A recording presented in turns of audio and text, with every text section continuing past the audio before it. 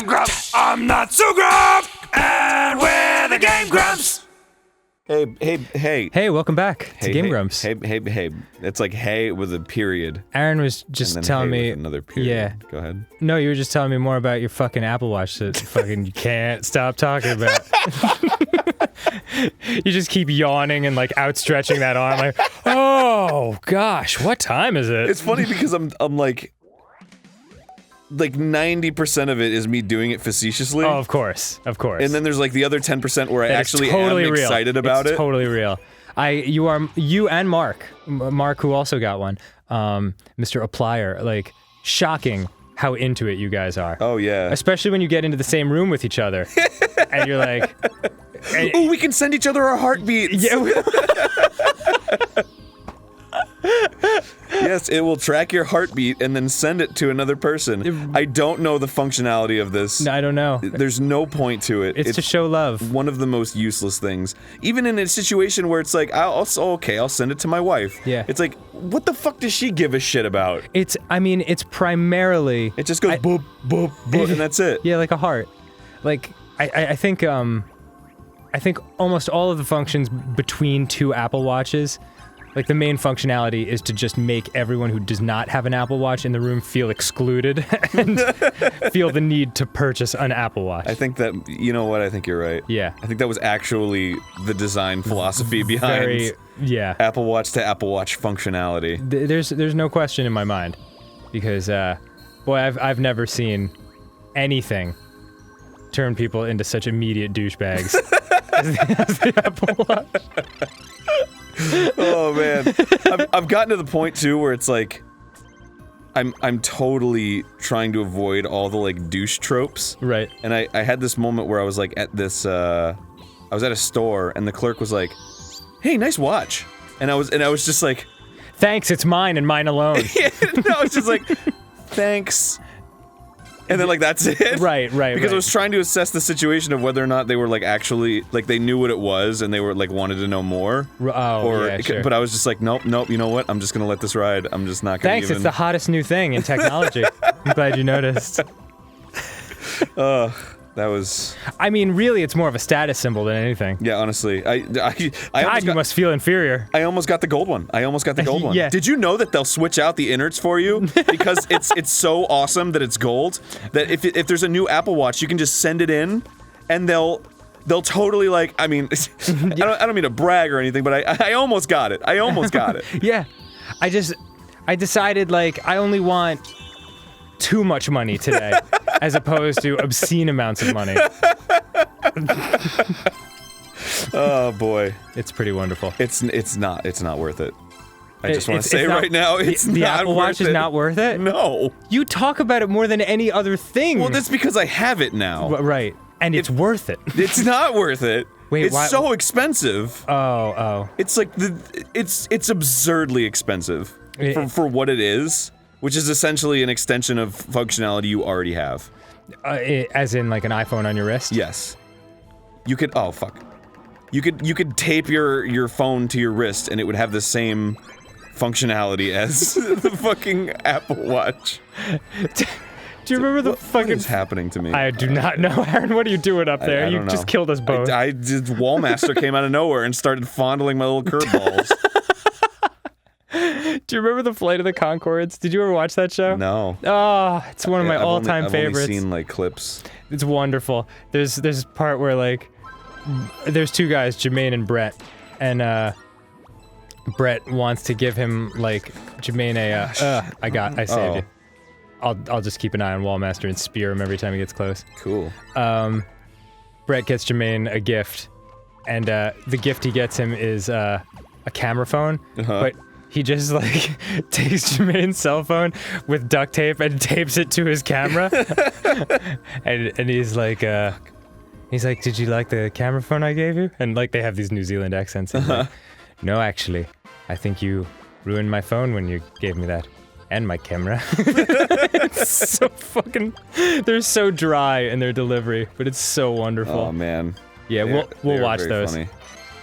Oh, thanks, you got it. They were enormous inspirations for NSP, and yeah, you told me that once. Yeah, and I was kind of surprised. I was like, oh, I've never, because they're a different vibe. Yeah, well, for sure. Well, not only that, but like usually when something's a huge inspiration, it's like I feel like you talk about it enough for people to sort of get that, right? You know, right? Where it's like, what was an inspiration for you to do games or whatever? And I'm like, Mega Man. Oh, you know? sure. And it's like, oh, of course, Mega Man. Well, I think a lot of it was just that Flight of the Conchords only went for 2 seasons, because like after 2 seasons, the guys in the band decided that like the quality of their music was going down because it was so demanding to.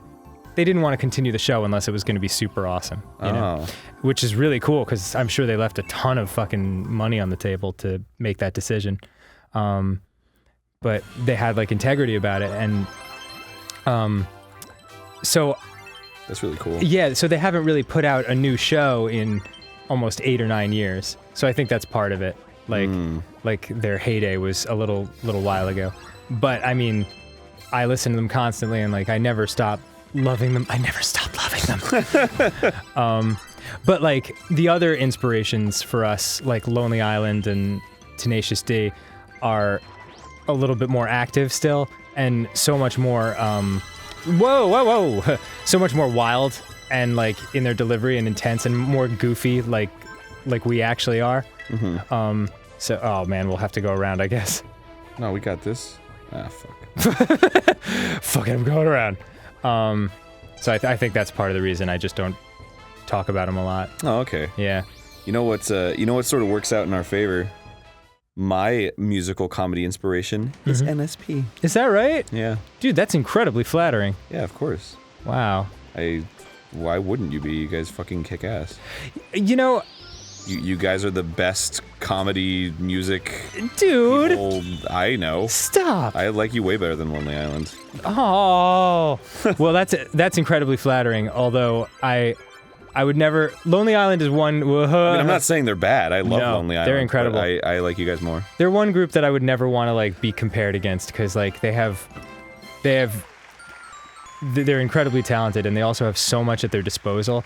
It's like a real uphill battle to like put our stuff up against theirs, because like they can make it look so much more professional. Oh yeah. You know, because of the resources they have. That sweet SNL cash. Yeah. That being said, though, it takes incredible talent on their part to make the most of it. Yeah, absolutely. Which is no, dude, what's really inspiring. A zillion fucking gallons of respect for them. Yeah.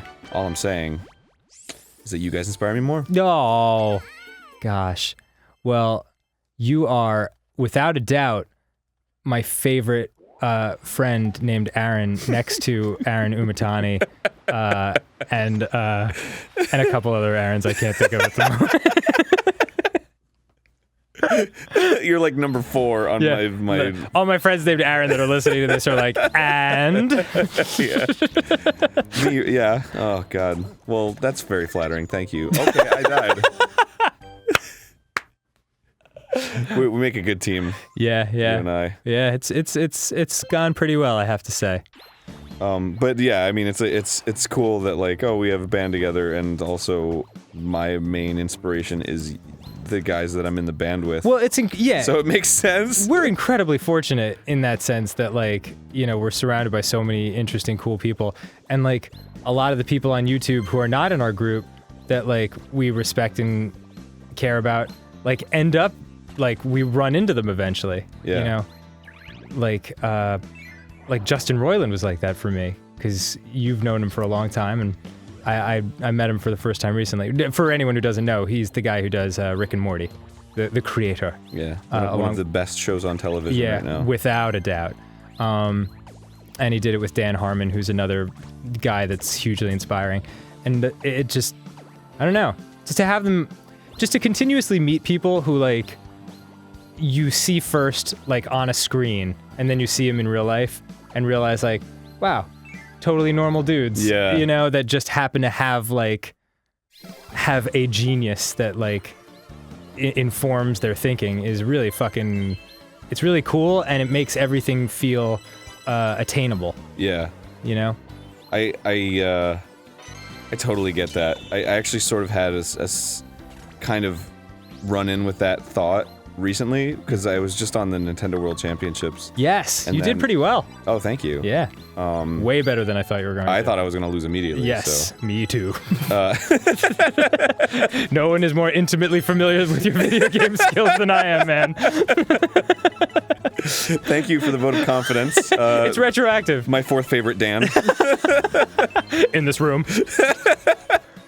Next to Dan the controller, Yeah. which I've named just now. Oh, shit. But so I was on that, and then like a lot of people that I met at E3, which was like right after the World Championships, were like, "Man, like what was that like? Like, oh, crazy!" And it's like, and I'm picturing the situation in their mind where they're like watching me on a screen, and it's like this thing, like, whoa, it's this big thing. Meanwhile, I'm up there and I'm like, I don't know what I'm doing here.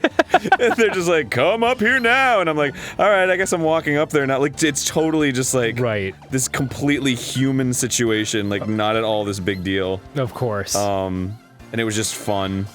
And it's like, that must be weird to like be standing face to face with somebody that you just were watching, you know? Yeah.